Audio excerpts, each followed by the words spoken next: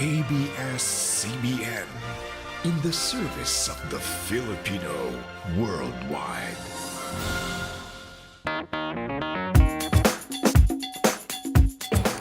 Good evening, Tito Boy! Good evening, Chrissy! This is Aquino! Enabunda! Tonight! Tonight, Kamusta, Tito Boy? Saan galing ako? Ikaw naman, Chrissy! Wig lang to! Ano ba? Ikaw, Chrissy, parang napapadalas ka sa ata sa kusina. Ang laki mo na! Huwag naman, Tito Boy! Boy! Sexy pa din ako! Aray ko naman, Chrissy!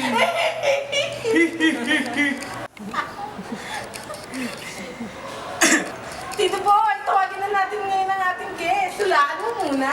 Sino ba yan, Chrissy? Aquino din siya. Kamukha pa ba yan? Oo! Ang aking brother. Walang iba kundi si... Pinoy! Ikaw ay...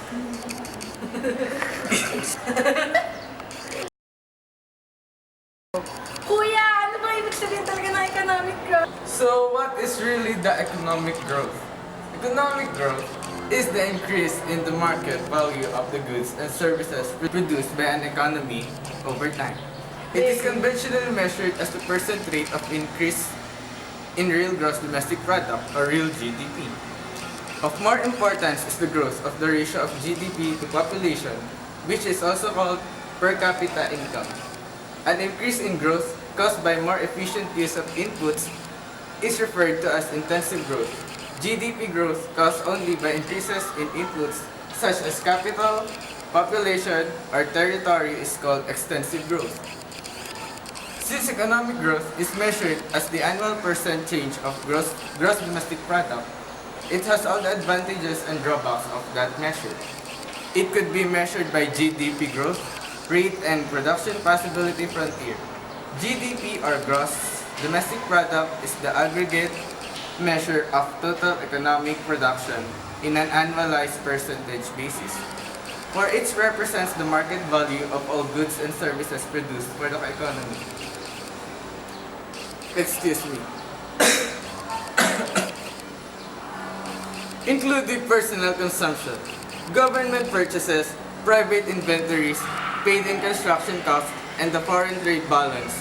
As exports are added and imports subtracted, PPF, on the other hand, represents the maximum output produced with available resources and current technology. Kuya, ano naman ang lagay ng Pilipinas sa economic growth? Philippines economic growth. Where are we already? Despite natural disasters that devastated parts of the country in the fourth quarter of 2013, gross domestic product grew by a solid 6.5% in the period, bringing full-year growth to 7.2%, well above the 4.7% average recorded from 2008 to 2012.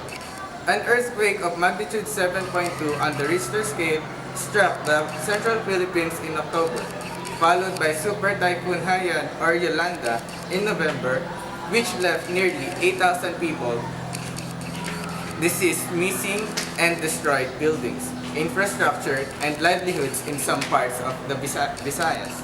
Nevertheless, broad-based domestic demand drove economic growth through last year.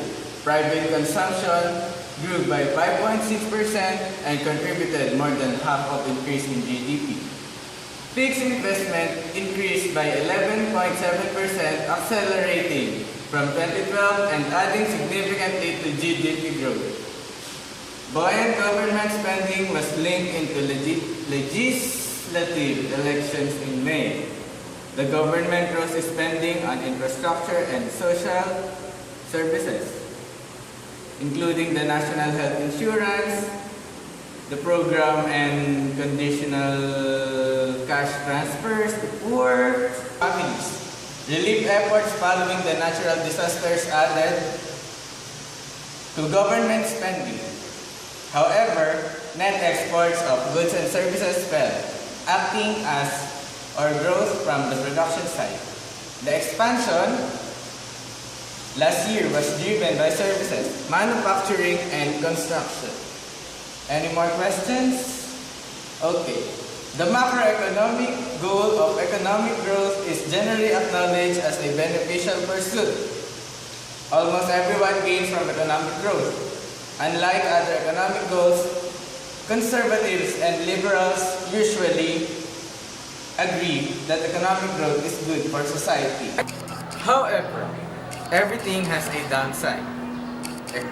Economic growth is no exception. There are different major problems that are not given importance.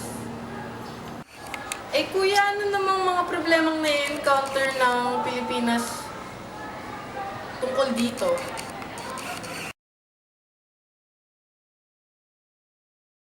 Ladies and gentlemen, Miss Nanette Napoles! Wala po ditong sniper. Ma'am, dito po. Relax lang po kayo. Dito po. Wala yung wheelchair niya. Nakakalakid naman pala. Kamusta na po, Miss Napoles? Ano po yung gusto niyo itawag ko sa inyo? Madam Nanette, Ma'am Nanette, o Mrs. Napoles? Hindi ko po alam. Pangalan ko po yung tinatanong ko sa inyo, hindi niyo po alam. Okay? Ito lang po yung katanungan po namin. Kamusta na po kayo? Matagal din kayong na-hospital. Na-miss niyo ba ang kulungan sa Laguna? I invoke my right for hospital arrest.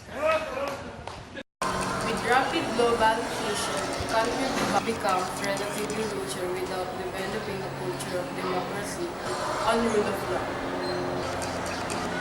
In the Western world, the Industrial Revolution was paralleled by the French Revolution, which encapsulated the rule of law and universal human values. If development in economics is not matched with political development, corruption and bribery become endemic, which greatly hinders a country's ability to establish a healthy and thriving democracy in the future.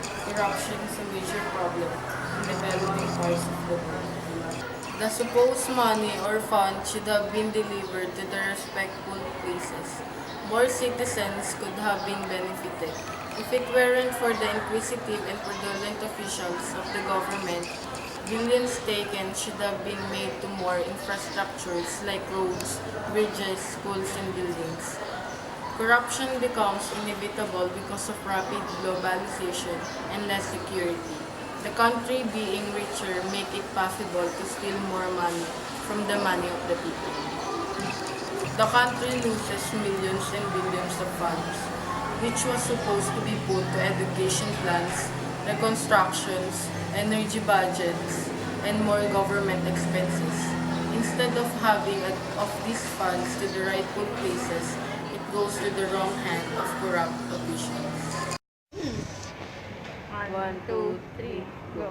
Isang taon pa lang ako, nasundan na ni Toto. Grade 2, 8 taon pa lang, 4 na bata ang inaalagaan. Grade 6, 12 na ako, kasing dami na ng pamilya ko. Sabi mo, pasensya na, walang pera, kaya mag-drop out ka. Ina ko, sabi mo kami mahal nyo. Ate ko, ba't di kayo nagplano? Sana di gutom at nag-aaral pa, alaga't nalusog ang buong pamilya. Pamilya, pamilya. Magandang umaga. Ako si Corina K. Canches at tatalakayin natin ang tungkol sa loss of ethnic lifestyle at unemployment na ilan lamang sa problema ng economic growth. Ito ang Rated KKK. Handa na ba kayo? Ano nga ba ang loss of ethnic lifestyles? Slowly losing the rich cultures of the country. In essence, a developing economy is one which is becoming internally reorganized to the global economy. This can lead to an erosion of local cultures, languages, and traditions, as the free market pushes individuals towards homogeneity. The decline of local language in favor of English is a major area in the development issues to have caused a decline in local cultures and traditions. The importance of this was more culture, more traditions make a country rich of belief and philosophies, which is caused by new products, new technologies, faster transportation, and other changes that accompany also the loss of traditional ways of living. Mostly affected are families that are scattered across the country. Also the decrease in the practice of culture and tradition.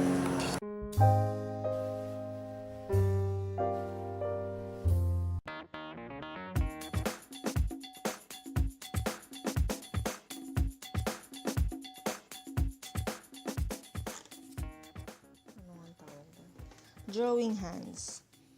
We will discuss about the unemployment, another problem in economic growth. So what is unemployment? Unemployment occurs when a person who is actively searching for employment is unable to find work. Unemployment is often used as a measure of the health of the economy. The most frequently cited measure of unemployment is unemployment rate, is the number of unemployed persons divided by the persons of the people in the labor force.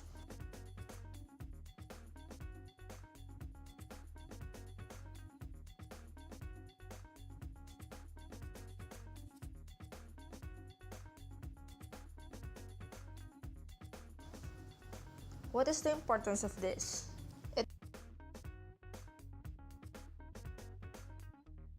It affects the economic growth because the measurement is based on consumption, investment, government spending, and net exports. Mainly, unemployment is linked with the consumption of an individual, a family, or even a couple. If the breadwinner of the family loses his or her job, the life of his or her family is at stake. Losing his job means losing their source of income. Losing their source of income would mean lesser or even a cut on consumption. Therefore, unemployment is important to discuss. It is often caused by factors unavoidable like technological advances, bankruptcy of the company, and more. Advanced machineries replace the manpower of the company. If the company prefers the use of these machineries, then we should expect that the number of unemployed will increase gradually. The bankruptcy, however, is a quick response of the company because once a company is bankrupt, they will lose the capacity to pay the wages of their employees. So that would be all. Thank you.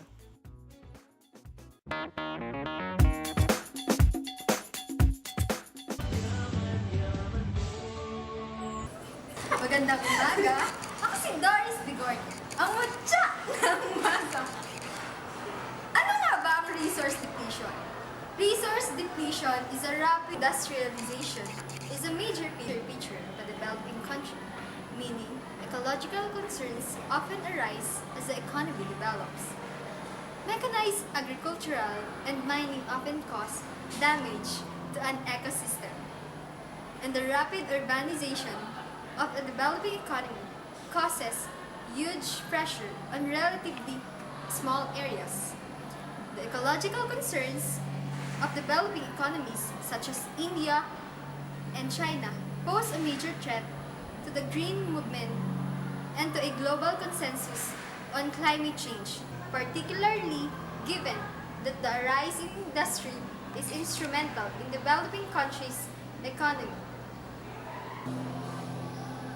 Ano nga ba ang importansya ng isyong ito?